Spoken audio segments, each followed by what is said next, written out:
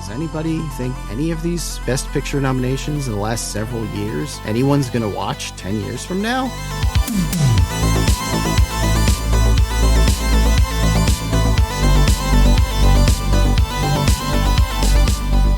Sturgeon was a sci-fi writer, and his law was that like 90% of everything is crap. 90% of everything sucks.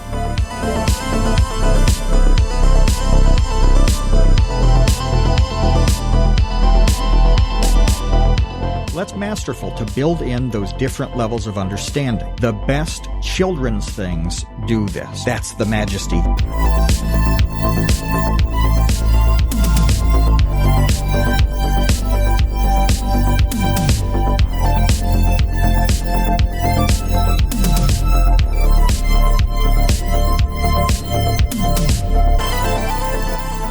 Told me a story recently about some boner pills on your driveway. This is boner gold here. Little nuggets of boner gold. This is a true commodity.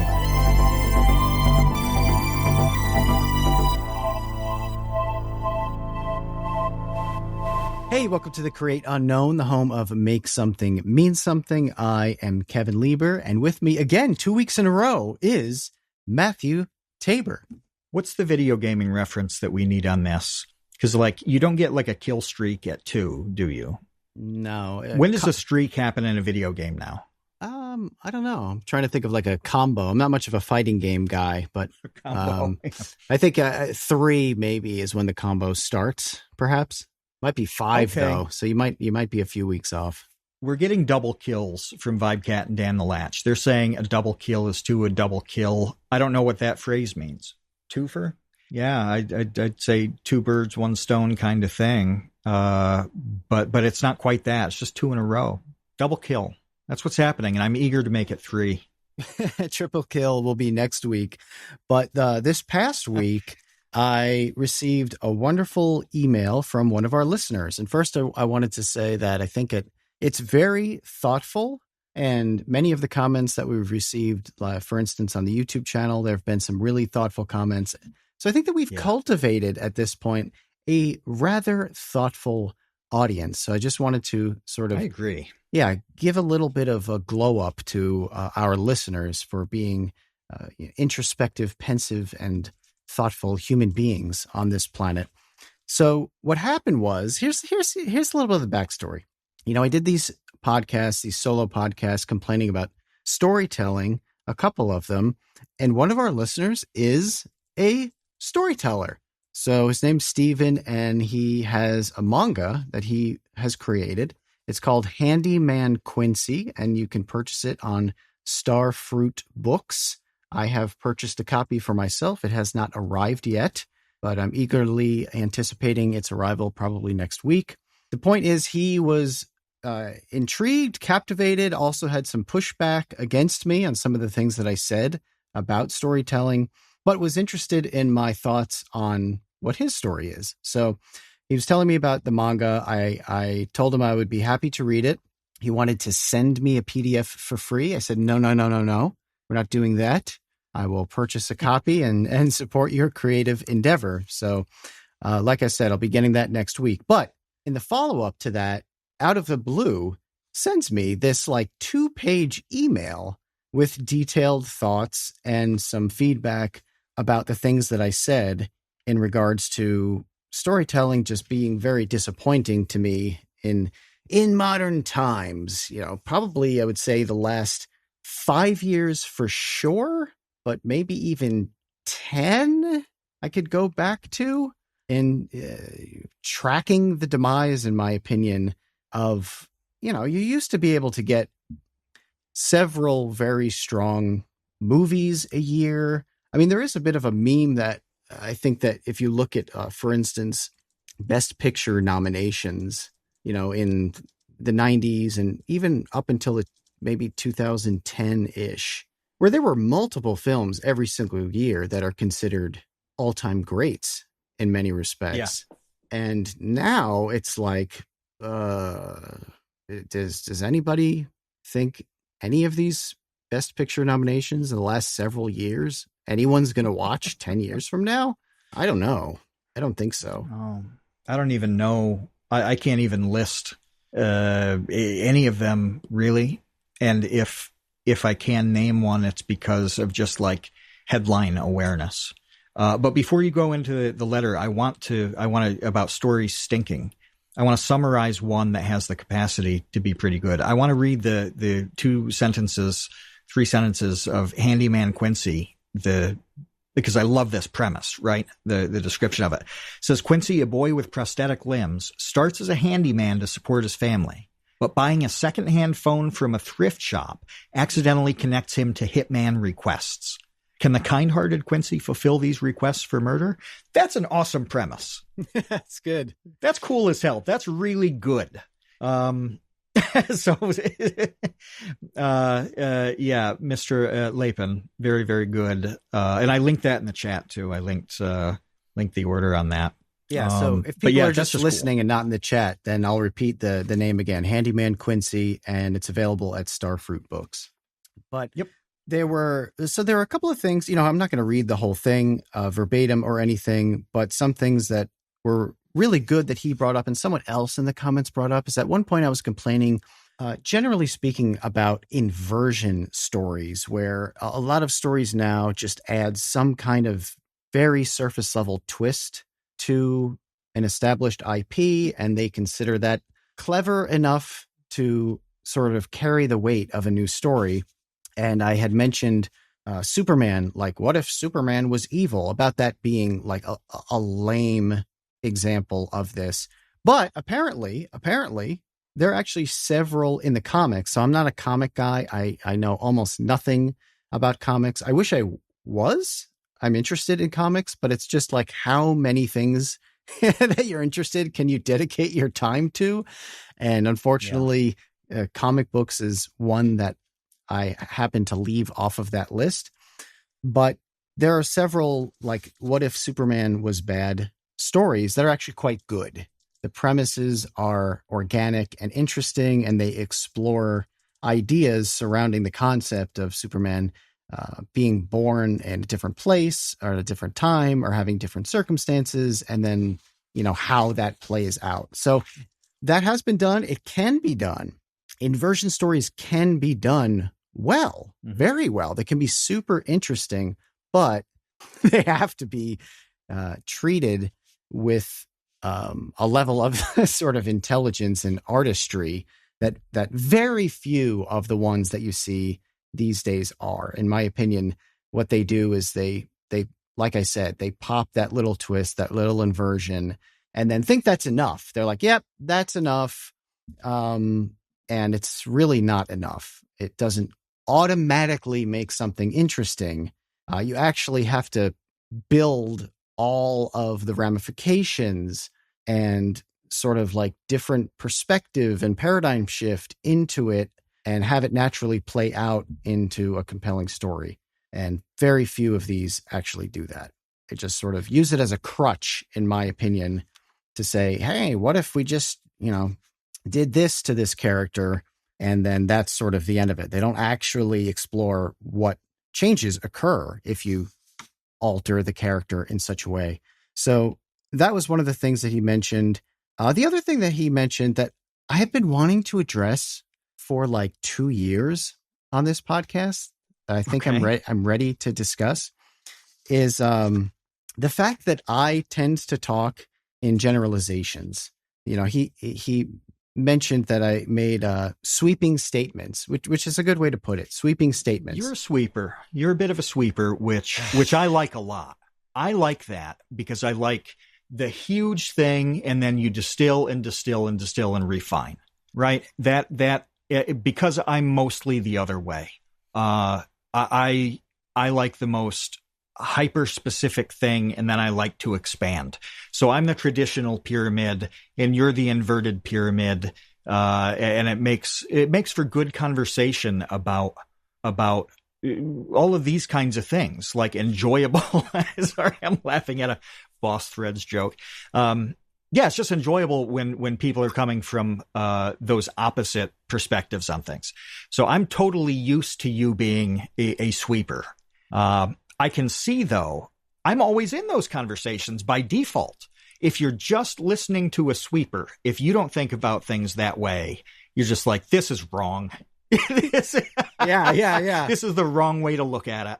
Right. Yeah. I'm just street sweeping my way down Main Street, and you were not around to rein me in and, ask me to sort of hone my sweeping.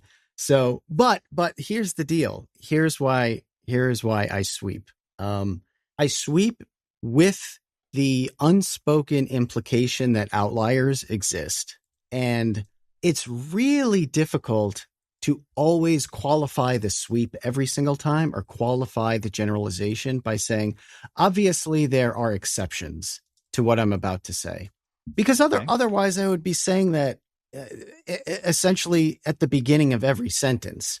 So I don't do that because it is clunky and just totally derails the momentum of my sweeping. Like, I just want to be able to sweep and sweep along, but in my head, and not in the listener's head, in my head, I am not saying out loud that obviously there are outliers, but there are, because the reason I don't do that is because to me, there are always outliers to absolutely everything. No matter what you say, there are outliers. If you say human beings have two legs, there are outliers. There are plenty of human beings that do not have two legs.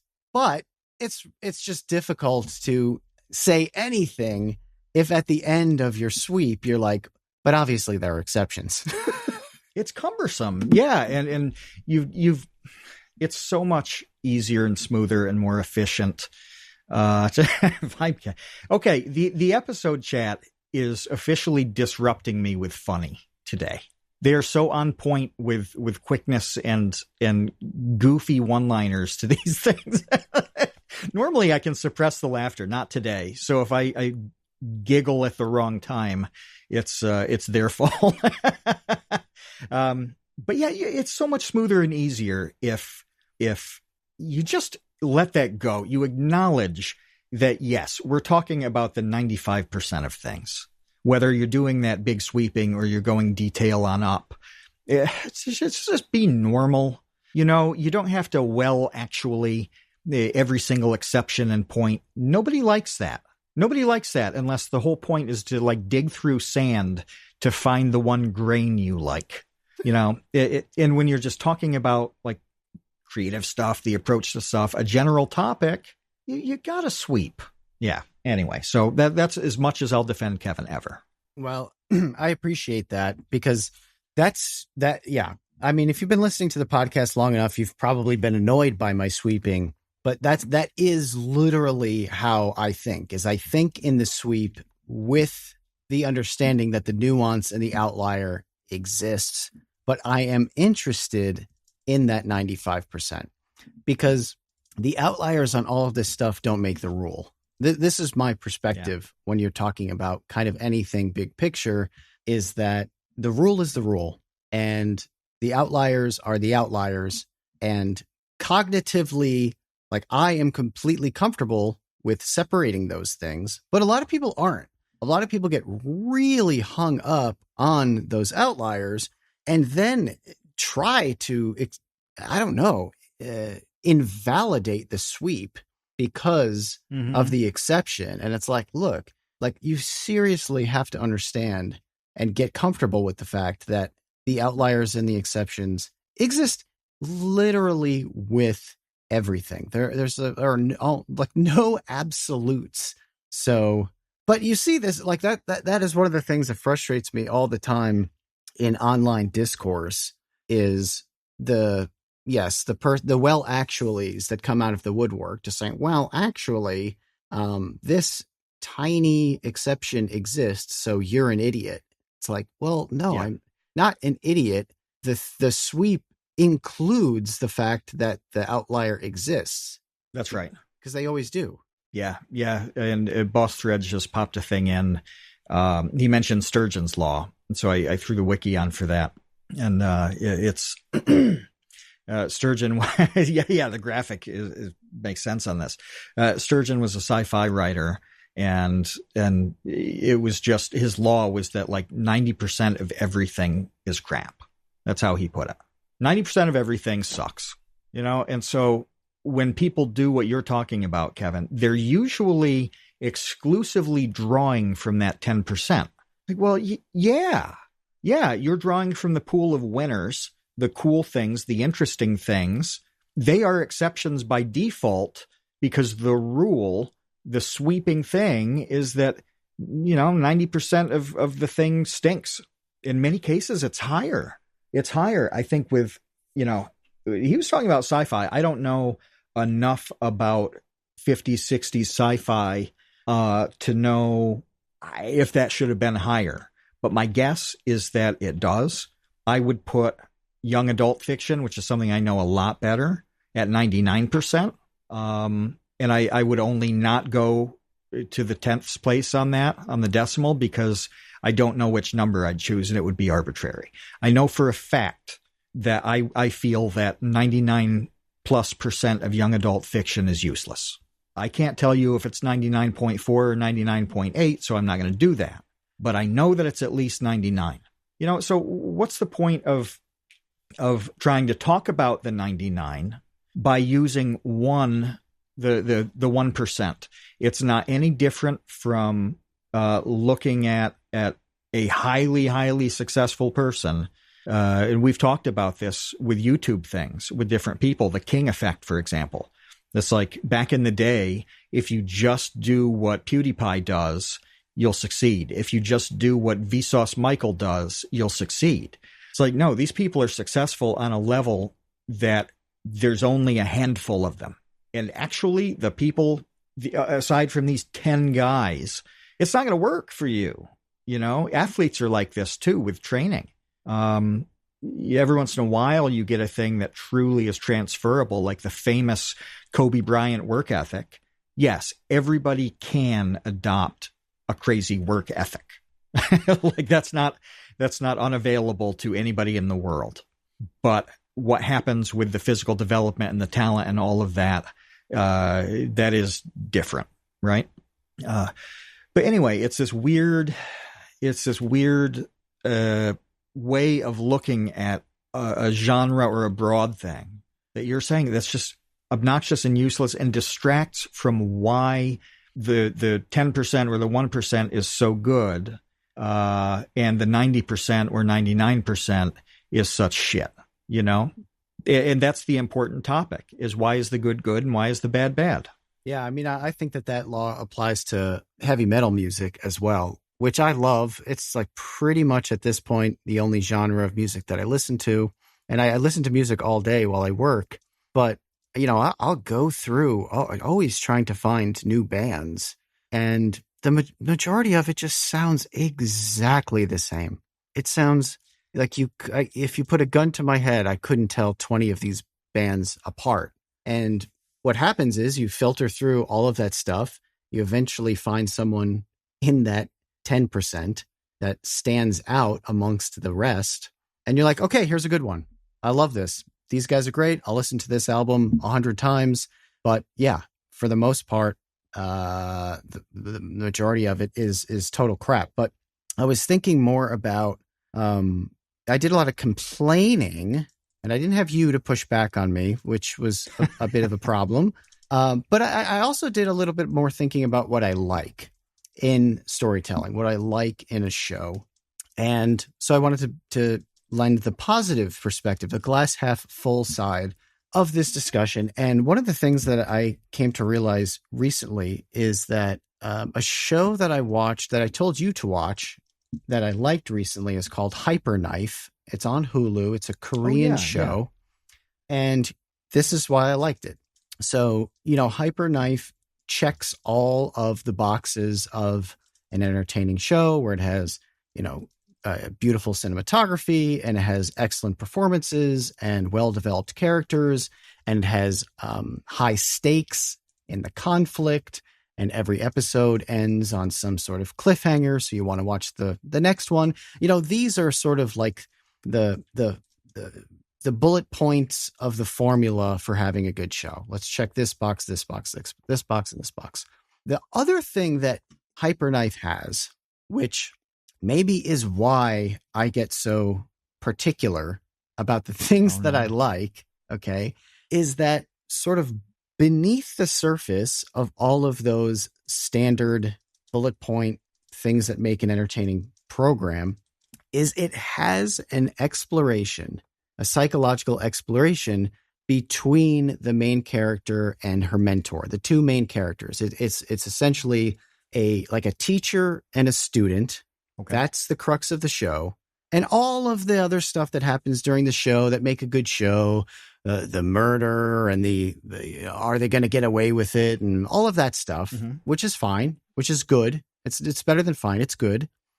Is not really the point of the show. The real point of the show is this interpersonal conflict between these two characters. And the arc of the show is seeing how that resolves. So you have, like on the surface level, you have all of the, I don't want to say generic, but like the must-have elements of a good show. But then the next layer of it is the psychological dynamic you have to think about between the characters. And this was another show that I had mentioned that I did like on one of the previous podcasts was the Netflix Punisher show. The first season, the second season, I remember being bad, but the first season was the same thing. So in that show, you had all of the traditional things that make a good show. You have the Punisher and he's under attack and he's fighting back and he's getting revenge and blah, blah, blah. You have that stuff. But underneath the surface, you have the psychological exploration of post-traumatic stress disorder and how all of these different soldiers returning from war deal with coming back to the banality of peaceful civilian life. You have that too to carry the show and carries my brain. Like that's the type of thing. It's like that extra layer, that extra sauce underneath the pie, the pizza pie of a storytelling. That's what gets me. That's sort of what gets me hooked into saying this is a good show. Yep. And when I said that I've been thinking about things lately, it's it's very much that multi-layer and what now that I'm older and I know more things and I have a lot of different perspectives. I can recognize the multiple layers that it never would have occurred to me. Oftentimes, you don't know they exist until you know they exist. Right. And The Punisher is a good example of that being accessible to everyone. If they're watching the show and paying attention to it, they're seeing, like the way somebody deals with life after they come back and how it affects their relationships with everybody, their employment, whatever. A movie that did this very well. And I mean, it's just seared into my mind is The Hurt Locker, where that's just outstanding. The scene where Jeremy Renner is he's grocery shopping and he's with his family and he's like in the cereal aisle, pushing the cart down and looking at the cereal. And it's just like, you don't know if it was like that before he went in and became a bomb diffuser. But at that point, that this has just become totally foreign to this man and who he is. It's obvious. It was obvious in The Punisher, those elements too. And I like when those things are accessible to everybody. But something I've come to appreciate is when I see something that a new level has been unlocked. Is it okay if I monologue about this for a minute or two? Yeah, because I want to know what about the new these level examples. Is. Yeah. Okay. Yeah. Okay. One of them is really obscure. One is not. Which do I begin with? Not obscure. Not obscure. Okay. Gangs of New York, which is a movie that a lot of people have seen. At the very, very end, it shows the burial spot. And then there's a time lapse between the 1860s and right up through 9/11 and past. You see the skyline of New York changing and just everything. There's this 150 plus year time lapse. That's really cool, and it makes the point, right? Puts it what happened in a certain context. But there's a segment of that where it's just like overgrown and forgotten shit. Okay, that part of New York City, that side of the river, was totally not developed, not touched, whatever. And now I am old enough and know enough people who have been forgotten. I did not witness that process when that movie came out, which is when I was in college. I don't know. Let's say 22 years ago, 3 years ago. If somebody knows, pop it in the chat. But I was too young to have seen people matter a great deal, then die, and then also have time to be forgotten completely. Well, that is masterful, absolutely masterful. And it's a level that is unlocked for me because now I can see it. And I'm sure that Scorsese, who is dynamic and experienced and was old enough when he made that movie, was thinking, that's an element of why I'm showing what I'm showing here. That's fantastic. I mean, it's exceptional when those layers are built in. So it can be an accessible layer, like you're talking about with Punisher, like I say with the Hurt Locker, or it can be one that not everybody is going to get. You could go through life without having witnessed the phenomenon I just described, where people, the turnover on people is so fast, like in cities. This happens where, there aren't areas of land associated with a person in a city, a normal person. They might have a house, they might have an apartment, whatever, and they die, and it matters to their family and friends and all of that. But it's just about them, and it's less so. Nobody's like, boy, New York City changed when my grandmother died. No, because it didn't at all. It's not possible. It's different here. And I've seen people that were institutions who have gone through that same process that was in Gangs of New York in that time lapse. Really exceptional there. Another one is, this is the obscure one. I was in Albania with John Swan, and we met a filmmaker, and he and his at the time wife, I don't know if they're still married, they made a film called Bota, and Bota in Albanian means the end of the world, I believe physical end of the world, not apocalyptic end of the world. This is so far out, it's at the edge of there be dragons territory kind of thing. And the Bota Cafe is the name of this small cafe that's in an extremely remote area. And that's where the story is centered on. It's an interesting film in that you understand what the plot really is as you discover more things throughout it. And it's not like they're red herrings, but you open it thinking like, oh, this is about, a girl in a remote area who, is going nowhere in life and maybe wants to get out, and it's going to be about her development. Well, as things happen, you get a bunch of interwoven, complex, excellent plots. There's a man who comes in to the cafe, who he comes in every morning, and the girl serves him, does this thing. Well, the owner of the cafe comes in and is very angry that she serves him each day, doesn't want to deal with him, and says yells at the guy and refers to him as the general of a dead army. You kind of get the context why he'd say it, but you don't really know at the time. That is a distinct reference to a book by Kadare, who is probably Albania's most famous author, and his most famous book is The General of the Dead Army. And when you later on find out the purpose of why that old man is there and what he's doing in that area in Albania, then the meaning of that gets unlocked. The meaning of him calling the guy, of the owner calling that man a general of a dead army pejoratively, makes way, way more sense. You only know that if you know that the Cataret book exists, and that you know that you don't need to have read the book, but you need to know the 2-sentence plot descriptor of it. And that's all you need to know to appreciate it. But that's a level of stuff going on in that plot and human interaction that is, it's excellent, but it's one of those you only know it when you only see it when you already know it. And 5 years ago, if I had watched that film, it's just a line to me.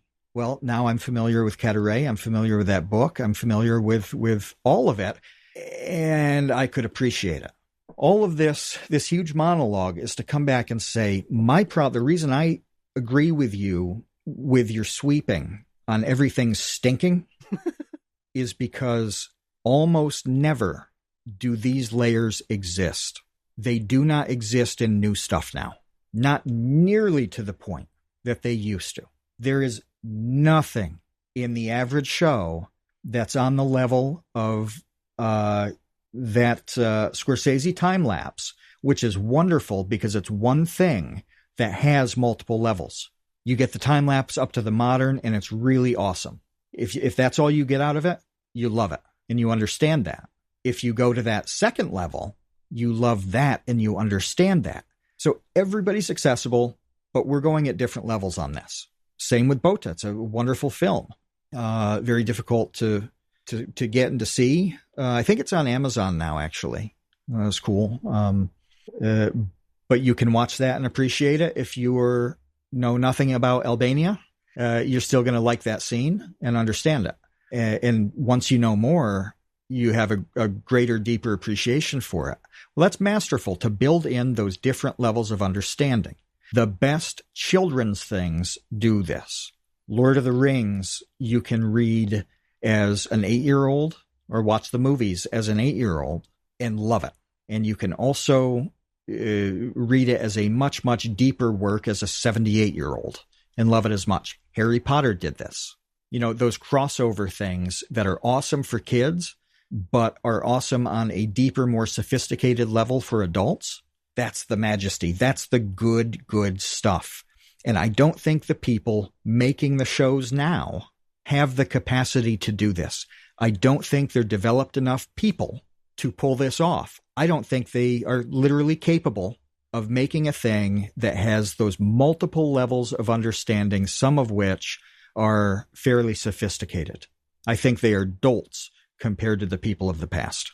Yeah, I don't really see how that's wrong. I mean, I had wanted to ask you, I think I might have mentioned this on the podcast, about how like the millennial generation in general has failed miserably to create great art. And again, sweeping statement, everybody get your pitchforks out. You know, Kevin is back with his street sweeper, but that's just what I think. That is my opinion. And it sounds like that's your opinion as well, is that for whatever reason, and I'm not sure that I understand it completely, whether these, like our generation just doesn't have a lot of life experience, or, you know, haven't read sort of like a wide enough swath of different materials. They don't understand human beings well, or their personalities and how they mesh and how they conflict. All of this stuff really, really matters if you want to create a great story that works on different levels, and is, I think, literally impossible to do without that, without some combination of like a bunch of life experiences, living in a bunch of different places, meeting a whole different, different cultures, and seeing how they're different and seeing how they're the same, seeing what through lines there are and the paths that diverge. All of it is what you need to build a world that is living with characters that seem alive. And otherwise, it just you're just creating cardboard cutouts that talk to each other. We were just, I thought, sorry, I keep doing this. I've had this I destroyed my voice from like January to March, and I'm still recovering on this. So I do some old man throat clearing, a little less, it's getting better. I think 2-3 more weeks and I'm good. But we were just talking about this before we hit recording, about the multiple layers that exist in the movie Congo.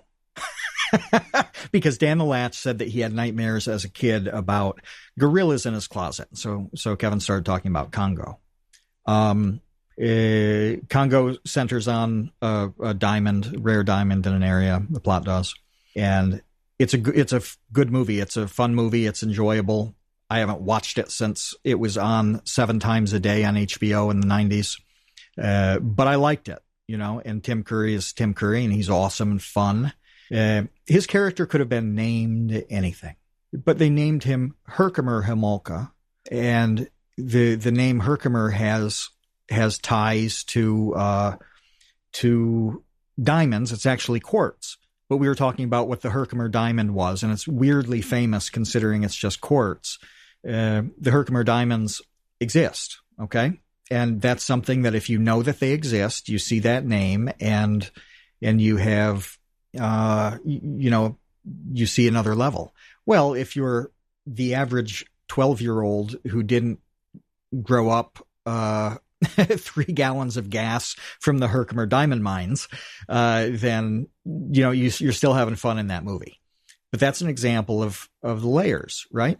But I want to excuse all the behavior that we are dumping on, because I think I understand a little bit why it's happening. And we're going to do this in the context of Kevin's favorite thing to do. Kevin, I don't know if you've ever really said on the podcast what your favorite activity in the world is. No, I certainly haven't, because I don't know. Love more than anything. I don't know. I don't know what you're referring to. The thing that Kevin loves more than anything in the world is driving. Oh. Boy, does he love to drive. Yes. He's hard to find. I don't even know why he has a house. We are. That's why I couldn't figure it out. He shouldn't even have a house, because he's just in his car, touring around, enjoying being behind the wheel. Yeah. Well, think about driving in our time, okay? And, I'm going to dox myself. Because I'm going to tell you how to get from where I live to Albany in New York. And, you go through town's town, whatever, and go down the lake. And then there is Route 20, which is like the longest road in the United States. I'm pretty sure it goes from like Maine to Oregon. But anyway, you take a right at Banana Dan's. And Banana Dan's was, I guess, like an ice cream place. I can't recall it ever being open. But there's a big sign on that corner that says Banana Dan's. Take a right at Banana Dan's. You drive. You eventually hit Banana Dan the Latch. You eventually hit Duanesburg. And right where the Duanesburg Diner is and the Stewart's is, that's where you bear to the right and you get on the thruway and make it to Albany. Okay? Those are like the only 2 things you need to know to get from this area to Albany. That is totally irrelevant now, because you pop the destination in on GPS and you just follow the instructions, and you don't have to look for Banana Dan's, and you don't have to look for the Duanesburg Diner. You don't have to, you simply do not pay attention to it, because those things are irrelevant now. It's noise. Yeah, it's background noise. Doesn't matter anymore. They were part of the navigation back then so that you didn't miss your turns. And it was part of the directions to give to somebody else that you would write down, right? Here's how you get there. Turn at Banana Dan's. Yeah. I mentioned before not knowing the road names directly where I grew up, because it was all, those navigational aids that were built into whatever, or just memory, Well, I think the driving experience is probably a lot more simplified for the GPS generation, the Google Maps generation, and through no fault of their own. Like, there's literally no value at all in looking out for an ice cream place that has never seemed to be open in your lifetime to get to a place. It's like, no, turn right in 0.3 miles. Like, end of story. And I'm using this metaphor because I think it is the same thing with all the content, all the everything in the world tailored to you in the age that came after us. We didn't have feeds that just fed us things we liked, that just fed us the directions through entertainment, the way GPS does. Well, we had to go down, uncharted paths, and a lot of them we didn't like. It was like, oh, that stunk. I bought a ticket to go see this movie in the theater, and it was a waste of time. I remember a friend of mine in college just was so disappointed and like bothered by seeing Little Nicky, Adam Sandler's Little Nicky, in the theater. Oh, yeah. I remember that. I did that too. I saw that in the theater too. Yeah, he considered it like the worst theater experience he'd ever had, and he walked out after a very short time. It's like, this was the stupidest waste of money, and he was angry because he'd bought a ticket. He'd seen that instead of seeing another movie. He could have done anything, not seeing a movie. But yeah, oh, we're going to go see Little Nicky at 7. This is a thing. I'm going to meet up with my friends and do it. And you go, and it's that abysmal, horrible, stupid movie. Well, now, if you load up the equivalent of Little Nicky and it sucks, Kevin, you're clicking the back button 5 minutes in and instantly finding something else that you like more. You don't have to sit through Little Nicky, the Little Nickies of life. You don't have to look at the Banana Dans. It doesn't matter where the Duanesburg Diner is. You're never going to eat there. You're passing through. You just do take a right in a mile. Get in the left lane because you're about to take a left in half a mile. Like, all that stuff is spoon-fed with your interests, and that goes for news, entertainment, funny people, literally everything. So the experience that people have is being matched to them. And then I think it's a cyclical sort of thing where, they like it and get more of it. And so they are sent more of it, and they have an extremely narrow perspective on all sorts of things. Well, I don't know how you fix that. I don't know how you fix it.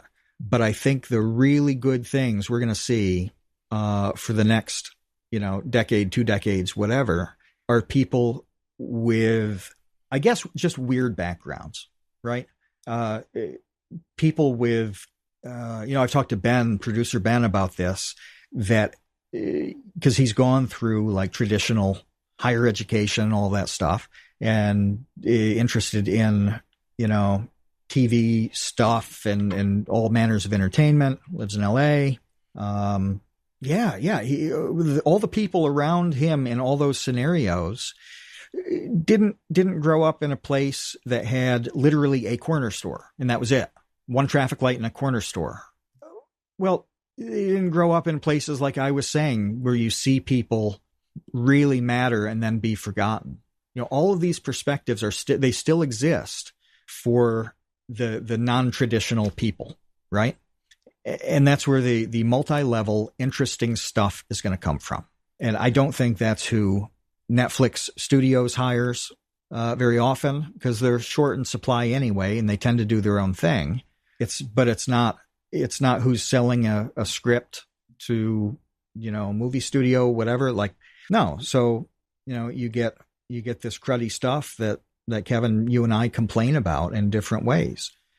But I do think that there's no fixing those people. You can only develop these things so quickly, and you can't do it on purpose. That's its own certain kind of thing where, like, I can spot the fakers, right? I can spot the fakers here, the people who moved here and noticed things and the way they think about them and talk about them. It's really interesting to be a non-traditional person and then bring somebody new into the mix. And just over time, like, you're in a relationship, that person comes around.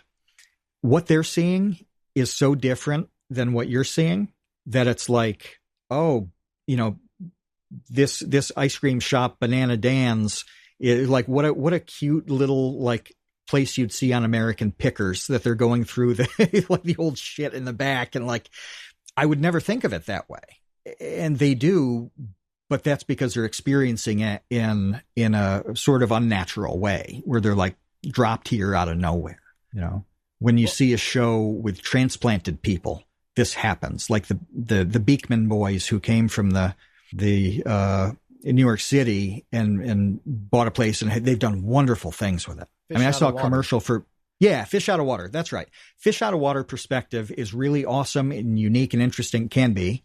But it's not organic, no matter how hard you try to make it organic. And if you go around thinking like, I am purposely going to spot the rundown former businesses and think like, oh, that's cute and weird and whatever. Like, oh, this Banana Dan's it's a sort of forced perspective in a way, right? So I think it's non-traditional people who have organic perspectives, and then you have to mix in the creative talent to be able to make these things. But the best stuff, I think that's where it's going to come from. Well, I wanted to add something to this because Jen said something that I think is really interesting. And it's something that I think is unique about the two of us. Okay. So Jen in the episode chat mentions that she thinks a lot of the issue, or she doesn't say that, some of the issue may be that the lack of kind of good writing comes down to a lack of interest in understanding people who aren't like you. And one thing that I think is weird about the two of us, that we are outliers. This isn't sweeping. We're the outliers here, is that you and I are oddly interested in people in general. Yes. Like there's something about, and maybe this is like one of the core reasons you and I get along so well, because this might be like the thing that we have the most in common. And have a hard time. I mean, you tell me if you have a hard time, but I have a hard time finding other people that have the same level of interest in human beings that you do. So for example, okay, before we started this podcast today, before we started recording, I was discussing how fascinated and really like ecstatic I was last year going through the process of making retro tech videos for Popular Science, because I encountered so many weird, interesting, and to me fascinating human beings in that space. Because what I was doing was buying retro technology that virtually no one on planet Earth cares about even a little bit. Like, they don't even know about it. They don't want to know about it. They don't care about it. Mm-hmm. And if you mention it to them, their eyes glaze over.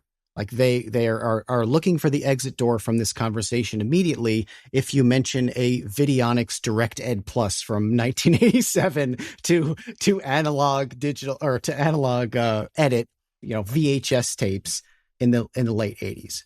So I so desperately wish that right now both of us were single people who could just make a podcast out of like trying to meet women, like going to parties and doing this, like going into the direct ed video editor or the butler in a box, and then going on the podcast and we talk about what their response was like. I would pay so much money to like film this interaction. If you think the shows with awkwardness and romance, like a Love on the Spectrum, are good, I bet this would be better. Love almost on the spectrum. Yeah. So I was just enthralled. It was genuinely the happiest I was during that process, was finding these guys, these strange guys who will talk to me for an hour in the middle of the day about why my TRS-80 pocket computer isn't working. Yeah. Or this guy who, the lost episode that will never come to pass was one I was working on about a Monty Python CD-ROM game from 1994, I think. And I had a really hard time in 2024 when I was working on it, getting this like Windows 3.1 CD-ROM to work on my computer. Yeah. You have to like download this one program that will let you install like an old copy of Windows on your new copy of Windows. And you have to create all of these different folders, and you have to download like Shockwave and QuickTime files and all this stuff. And like, I am not computer savvy at all when it comes to doing that type of thing. So I was struggling mightily with getting it to work. And no, very few people are savvy enough to fully emulate Windows 3.1 in 2024 or 5.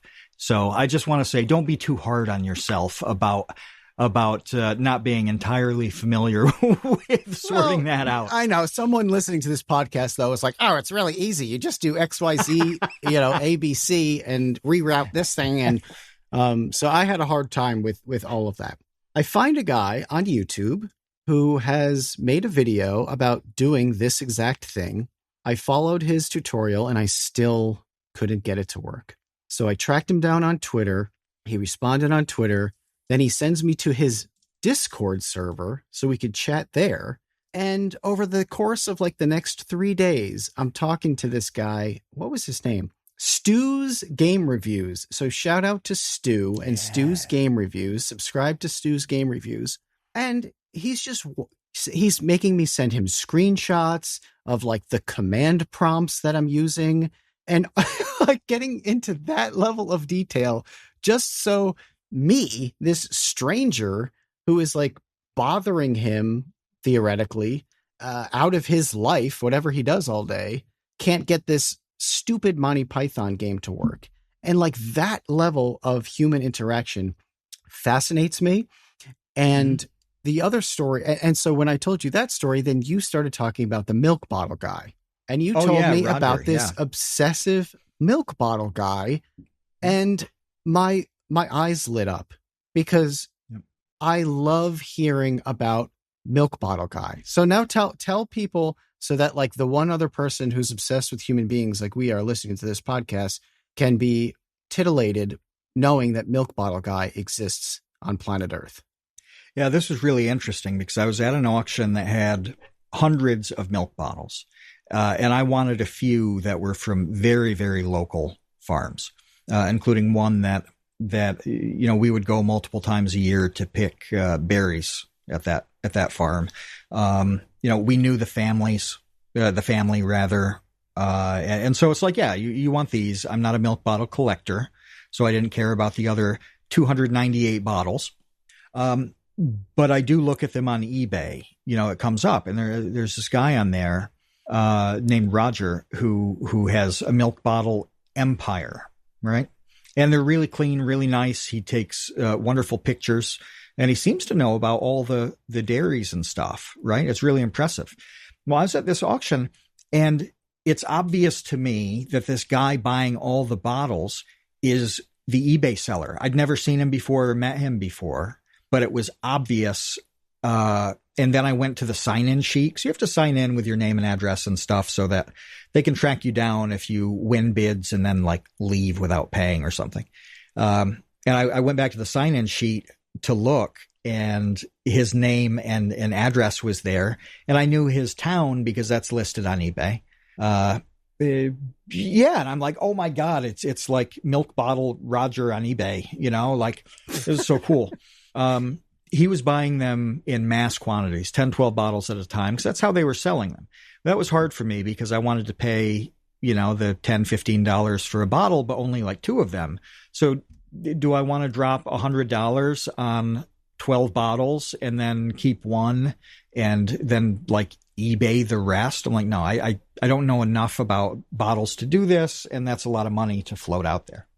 So when everything was over, I went up to him and said, hey, there's, 1 or 2 of these I'm interested in. Would you sell me? Would you sell me those? Because I knew that he was like buying these to resell in his empire, clean them up and all this stuff. And we ended up talking about the specific dairy that I wanted the bottles from. He knew a lot about it, about the history, 100 years of it. They haven't done dairy, I think, as long as I've been alive. Kevin, you hadn't heard of them doing any dairy. No, I had no idea. Yeah, so it's very much a prior generations thing. It's all, fruits now. But we had this long conversation about this niche dairy in upstate New York, and it was awesome. And by the way, we're talking about weirdos. Most of the time, they are super weird people. Roger was so normal. He was just a guy. You wouldn't think he was into anything to a high degree from talking to him. He was just a guy. He looks like a normal guy, and he just happens to have 20,000 milk bottles. Yeah, everything about him is completely normal except for owning and obsessing over milk bottles. Yeah, except for being like the milk bottle king of the East Coast. And that's its own weirdness, where a lot of these people are super strange from a mile away, but then you get ones who you find out they're strange once you go a mile deep. It's like there are all levels of fascination here, both of those ways. And it is endlessly interesting, but you have to care about other people, which not everybody does. You have to ask more questions than answers you give, which almost nobody does. You have to want to find out about people and things that on the surface don't interest you. And milk bottles still do not interest me. I collect a lot of things, and that's just, I'm not a milk bottle guy. I just like those hyper local ones that I use for decor. But I love the fact that somebody else does. Kevin, you and I don't have interests or collections that are at all the same. There's no crossover. No. But I like when you talk about video games and the vintage ones, and like why you're keeping it, why you had to get a copy, why you can live without a copy now, why you bought it for 10 at the time, because that was the normal rate. And like now they're going for 80, and what has changed in the marketplace. I love all of this, even though I have no personal interest in it. I have a feeling it probably works the other way, where I will talk incessantly about really weird stuff. And lately I've been telling Kevin about my brother, who my I don't know how to describe it, because if you say something like weird, it's always got these negative connotations. But like there are a couple things that my brother really loves, and one of them is Jarts. The lawn darts from the 60s and 70s. It was a game where you threw this heavy dart in the air, sort of like with a goal, sort of like bocce or horseshoes, where it needs to. Ben in the episode chat understands what I'm talking about here. You try to throw it in a ring, and like the closest to the center gets so many points and whatever. These eventually went out of production. They were banned. Jarts were banned because it was a heavy, very sharp arrow designed for kids to throw in the air at each other. This went very badly. There were Jarts deaths, and there was a lot of Jarts maiming.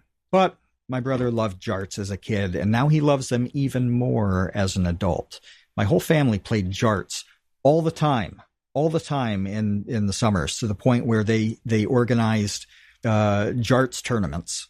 And like an oversized flechette for child soldiers. They're wild. They're wild. And just today, he sent me a picture that he went to an estate sale and bought 2 sets of Jarts. And he has reasons for paying this much for one brand and less for another. And the box matters. And it's one of those things where you don't be like, yeah, I've got 3 sets of Jarts. That's cool. And you stop. Like, no, if you have 3, you want 103, and I collect the same way on a lot of things like that. I don't love playing Jarts. I don't hate it, but I don't enjoy it like the rest of them do. I would not personally pick up a box of, in the box vintage Jarts for myself. I would never do that. But I love hearing him go over like why he wants them. He did this with a hot dog roller, because he loves. When I say he loves hot dogs, he's not like eating a pound of them a week. What he loves about hot dogs is the production like the making and selling hot dogs, the prospect of hot dogs at an industrial scale. And again, he's not a weird guy from a mile away. He's a pretty normal guy when you talk to him. And then you dig deep and you're like, yeah, there's this hot dog roller that's at an auction an hour away and it retails for $970. $970. Hot dog rollers are serious business. And how much do I put in for an absentee bid? I don't need this. So like that curtails my, anyway, it was an hours long calculus that occurred on multiple days. I had a lot of conversations with him about this one hot dog roller. I'm not into the manufacture of hot dogs like that in the same way. No, but you love that he loves it, and you love that the bottle guy loves his bottles. And this is what I think is a differentiator here with a lot of people. I think most people would have someone start telling them about their hot dog roller interest, and they just want to change the subject. Like they don't want to hear, like they're not interested in it, so they're not interested in it. Whereas you and I are not interested in it, but we are interested in it. We're interested in that person and their interests and why hot dog rollers. What led them to this interest in hot dog rollers? What's the ultimate goal here with hot dogs? What is their dream?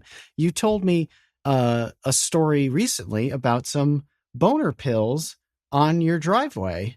And so you need to tell that story. And then I need to explain to the audience what my immediate reaction was to the boner pill story.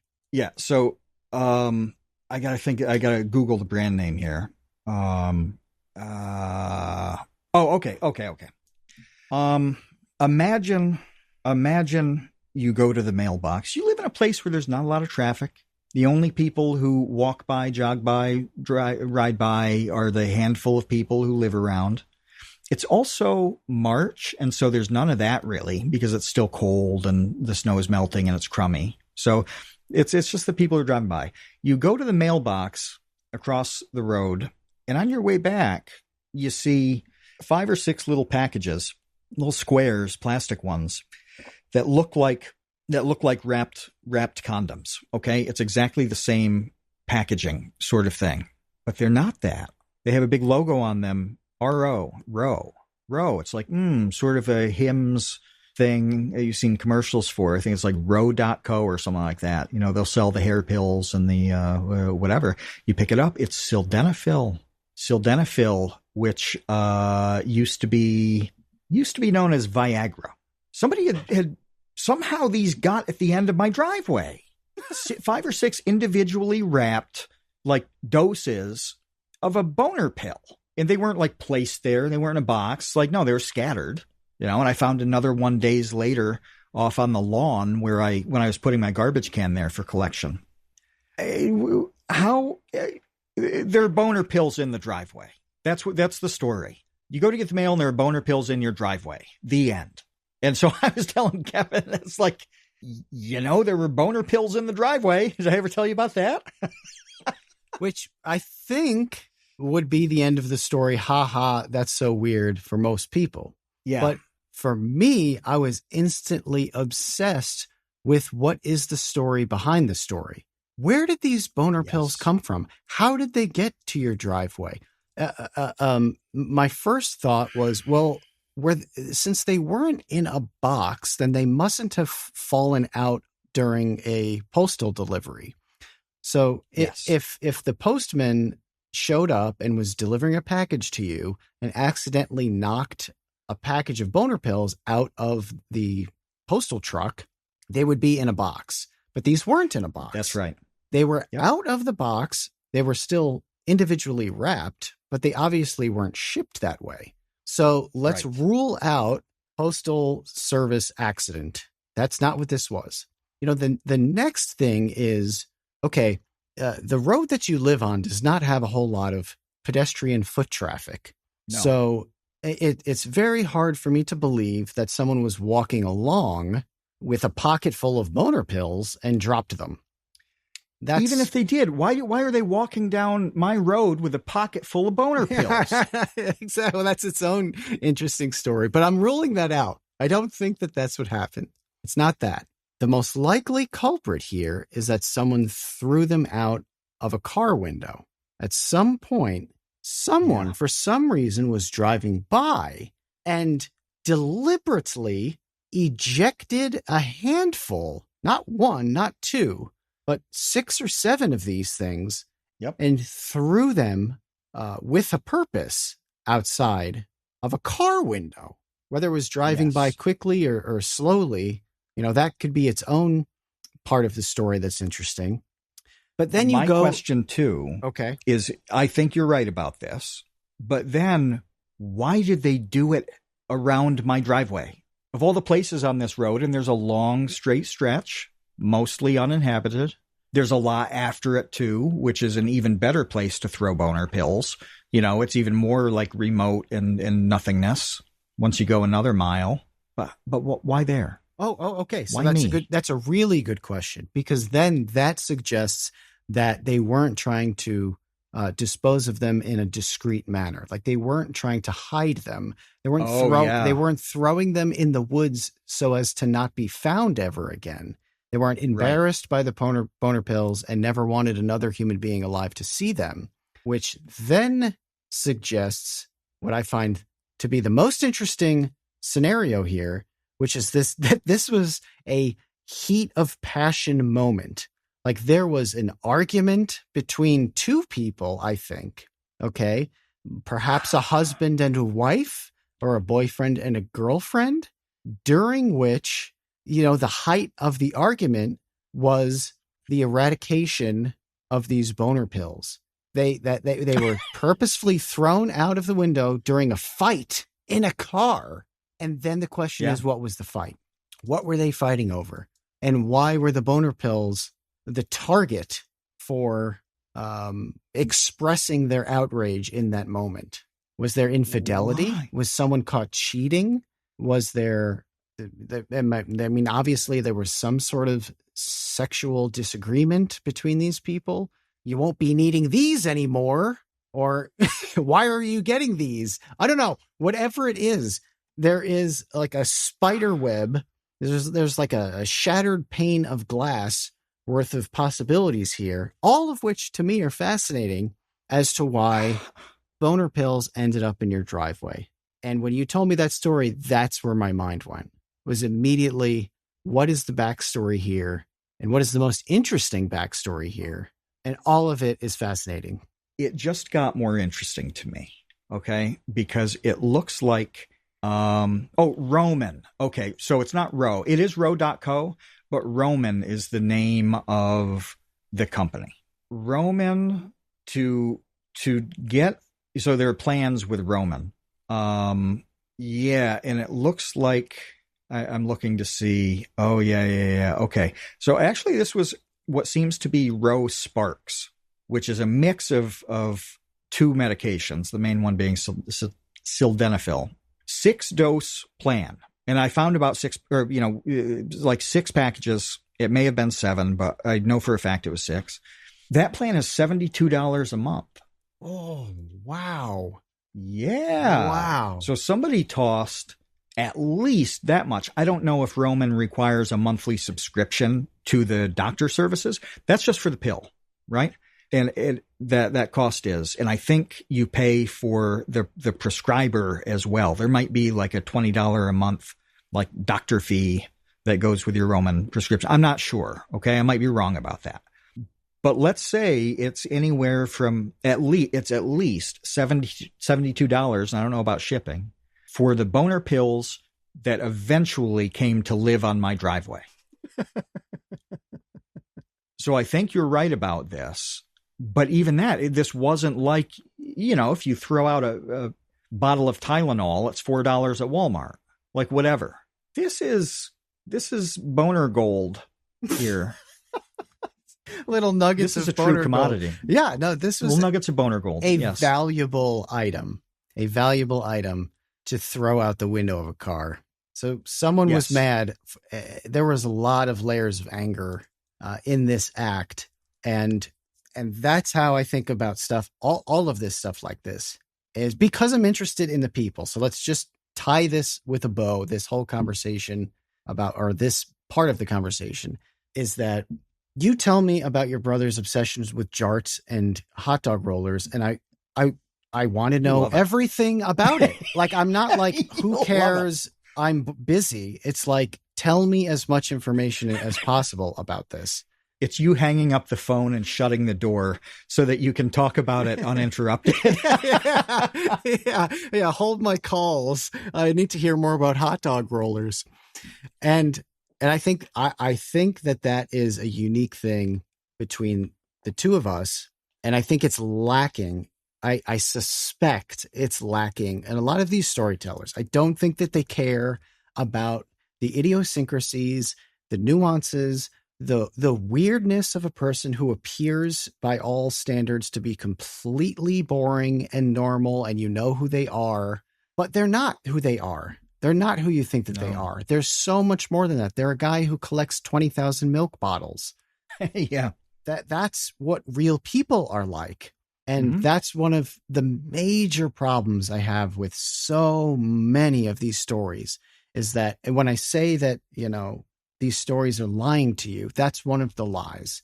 One of the major lies is that everyone is so much more interesting than these movies. And movies are hard because they have such a limited runtime that you can't really get into like an entire scene in which someone's discussing their hot dog obsession. But these, 9-hour, 12-hour shows absolutely could be doing it. There's more than enough time. And so many of these shows are so boring. Yep. And this is one of the reasons that they're boring to me. One of the reasons that they're boring to me is because they ignore all of this stuff, because according to you, and I think that you're right, they don't even know it exists. They don't even know that that's what real people are like. No. When everything you do is in your lane and the whole world is building that lane, as you step on it, it's like a red carpet being rolled out forever just for you. And your phone and the computer and whatever, it just pre-selects for you. How would you know it even exists to the degree that you would if you were fully immersed in all sorts of people and different things? It kills me. We haven't even, this is 10 episodes on its own, but there really are two modes to my life. And one is like not leaving the house. So I either like don't step off the porch, but when I do step off the porch, I'll go to Albania. So like there's other than like going to auctions and stuff, there's very little in between. You fly off the porch and across an ocean. Yeah. And it's like, if I'm going to go past Banana Dan's in the Duanesburg Diner all the way to the airport, this flight's going to count. Yeah. But that means I don't know a lot about the normal life in between, but I do know I immerse myself in the very foreign, right? So I immerse myself in the least foreign to understand that, and then the most foreign. That is not the same. That is not the same as you go to a place and see the sights and go home. It's like when people say, I lived in this place for 2 months. Like, well, let's unpack the word lived. Let's see how you lived. Yeah, I'm sure you bought groceries because you were there long enough that you had to. Did anything happen with the plumbing or the electricity? Did you have to deal with utility repairs? And Kevin, you and I have talked about this, about like how easy / hard it is to get like a plumber to help you in Portugal. Yeah. The joke in the Soviet era was a guy goes to buy a car, and they had to reserve them. They were coming from the state, and it was many, many years. And they give him, they say, well, it'll be 10 years from now. And the guy says, "What date?" He's like, "Well, I don't know. You know." He's like, "Well, can I choose one?" Yeah, I choose one. Like April 22nd or whatever. And he asks, "Is it going to come in the morning or the afternoon?" He says, "This car is coming 10 years from now. Literally nobody knows. Why are you doing this?" And he says, "Well, the plumber's coming in the morning." You know, so like that's life in a lot of other places, you know, not so much Soviet anymore. But there's holdovers from that, you know, and you've got to be immersed in that. You're not living in a place until you're dealing with the mundane bullshit that makes up life. You just aren't, right? And you don't get that mundane stuff because like that is deliberately not in TV shows. The same way in a movie that's an hour and a half long, nobody ever stops to take a dump for 7 minutes. There's never a 7-minute scene where they're just sitting on the toilet scrolling on their phone. That's real life, but you don't see them, oh, they're scrolling on a, Romanian toilet that when they go to use toilet paper, it's essentially newspaper. And there's a bit of misery that goes along with that.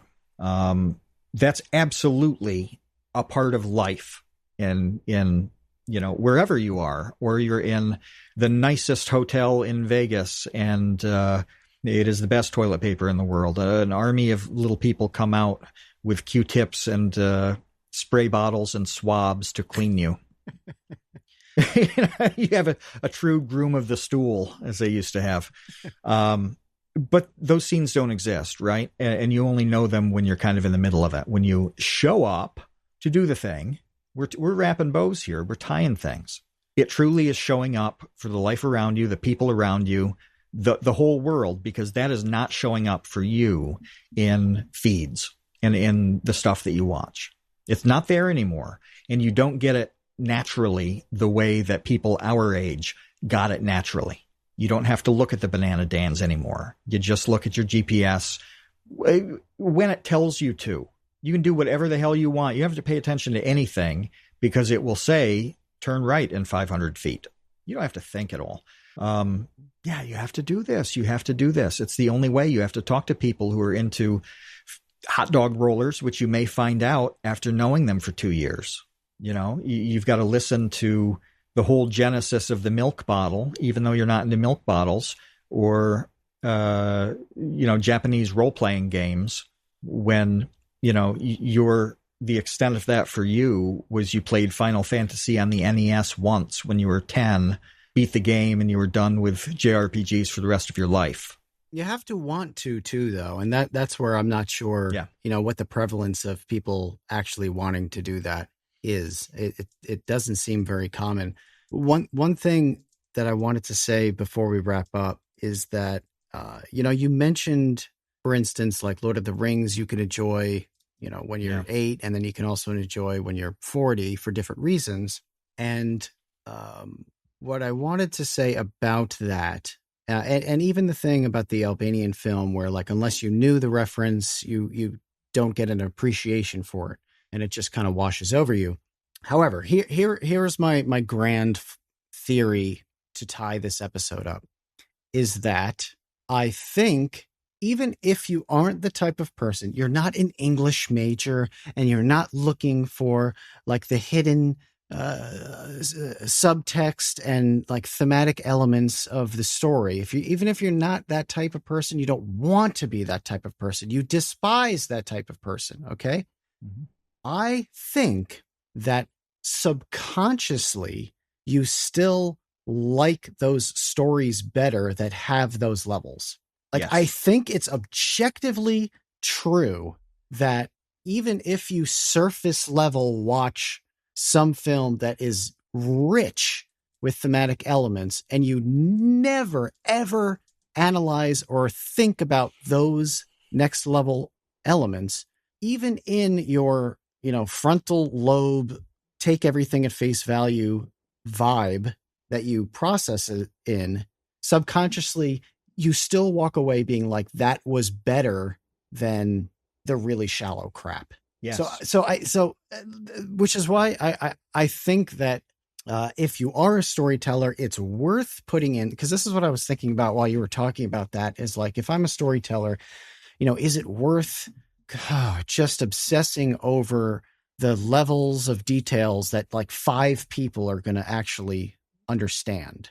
I think the answer is yes, because the other 95 will subconsciously sort of understand it without realizing it. Does that make any sense? That was, Totally. I fumbled through that a bit, but I think I tried to convey what I was thinking out loud. That you know without knowing. Yeah. And I think that happens all the time. I mean, it can be as simple as if you say, I saw, or somebody walks by and I say, Kevin, was that woman pretty? You say, like, yeah, she was a 9. It's a very pretty woman. And I said, what made her pretty? Well, then you have to stop and think about it. And you almost certainly did not think about it as she walked by. It just instantly was there, as, this happened automatically, that you put the whole thing together and said, that's a pretty woman.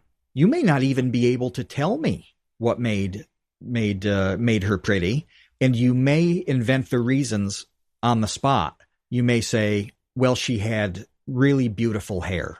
That's a retcon. You did not see this woman walk by and think that is very beautiful hair, and by extension, this is a beautiful woman. Right. Doesn't work like that way. No. It happened. Maybe you can explain it, maybe you can't, but it happened without any of that.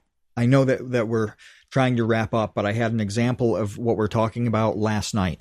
I have a notes app where I'll think of a phrase, sometimes even a word, where, there, one is I thought of somebody as being an affliction shirt of a human. Okay. All right. That one made me laugh. But the one that I really, we're going to do a whole episode on this other one that I thought of. I promise. But there was one phrase that I put down, and it was the kind of man who sharpens the shovel before he digs his own grave. And this is that multiple layered thing, because that there are people who are just self-sabotagers. They really go out of their way to make their lives worse. There are a lot of people who dig their own grave all the time, right? Then there's recognizing that shovels actually need to be sharpened. And most people don't realize that a shovel is a tool that you keep sharp. It's not sharp the way a kitchen knife is, but you need a good edge where it sucks to dig. And so you have just a normal file, and when it's dragging a little bit, you just run that file on across the surface, and you've got a cutter. Takes 30 seconds, not a big deal. But not too many people know that shovels need to be maintained that way to dig themselves well. So now you've got a guy who has a predilection for digging his own grave, but he also works really hard at preparing for it so he can do it well. He does what's necessary to do that, and has forethought about digging his grave. He's preparing the method and also optimizing the tool to dig his own grave. Well, if you hear sharpen the shovel before you dig your own grave, then you'd think like, oh, this is somebody who's really into it. They're really committed to digging their own grave. That's fine. And that's good. Level 1, you can enjoy that sentence. Level 2, if you know about sharpening a shovel, this is not something you do as the first time either. This is somebody who's used to it, and they know that when you don't sharpen the shovel, it sucks to dig. So he's sabotaging himself. He's done it before. He's gotten better and better at it. Has the foresight, the preparation, and now you have that like Scorsese multiple level meaning. And yeah, I just compared myself to him because I wrote that sentence. That's right. I'm basically Scorsese myself. But no, that's the difference, where you totally appreciate it. Even if you don't know the ins and outs of that shovel sharpening and why that matters, you know what it expresses. So you have a sense of the stuff you don't know, and you still kind of know that. And if you know it, then it's like, oh, wow, there's a lot going on in that one sentence. This is the multi-level stuff that you only know when you do the thing. And in this case, that thing is digging a hole, digging a lot of holes, digging enough so that your shovel gets dull. Buying used garden tools, shovels and stuff at auctions because it blows now, but in 90 seconds of using a file, it's going to be better than new because they don't sharpen them properly coming out of the factory. It would be bad in shipping and all that stuff. Well, all of a sudden, one sentence becomes an entire ethos of possible appreciation. Right. Sharpen your shovels. And gives you more insight into the character and who they are and why they are that way and blah, blah, blah, blah, blah. And that's good writing. So that's the point, is that if the multiple layers exist just because you're not sitting there writing an essay about them doesn't mean they don't invoke something in you as a viewer or as a reader. And there's not a lot of that going on these days. All right, that's enough for this week. Thank you all to our patrons for supporting this podcast and all of you lovely people who join us while we record on these Fridays, which is seems to be the time. So if you want to join the recordings, then join our Discord. If you want to support the podcast, go to patreon.com/thecreateunknown. And until next time, we will see you, Space Cowboys. Thanks for listening to The Create Unknown. We make this show with the support of our patrons. 100% of that goes directly to keeping episodes going every week. And the recent support has been amazing. Sidpoke, NRM, Venture Addicts, Weezer Good, you all really do make this show happen. Thank you to the Tots and the Dumpster crew, old and new, who save tiny little lives every month. And thank you to our grizzled, battle-hardened child infantry. Clemente de los Santos, Dan the Latch, Demetrius Andrews, Erica, Ferrycoon, Jen Mafasanti, Kevin Menard, Mikhail Steinke, Monahim, Natsu, Penny Piddler, Ryan Steer, Ryan Kinder, Samuel Manser, Sean S., Sean Malone, and Tom Bidiover. And a tremendous shout-out to our elite baby gang commanders. Atrocious Scuff, Kat, Dojangles, Graham Robertson, James Gallagher, Jeff Davis, Orange Vanilla Coke, Patrick Pister, TCU's personal pilot, Andy, Ryan Carroll, Baseweight Vinthos, Yeetus Deletus, Jonas Walter, Nathan Robinson, and of course, Trev Stead. You are the elite. Thank you as well to our indentured servants, producer, editor Ben Webster, Minecraft mogul Laterman, Discord kitten wrangler Conrad, and producer emeritus Dan Yoshua. Thanks to Baseweight for use of Created in the Unknown for the opening theme. Thanks to Electro Voice for giving us mics to sound good on top of it, and thanks to Main Gear for powering all our PC endeavors. The Create Unknown is an Unknown Media production in partnership with Studio 71.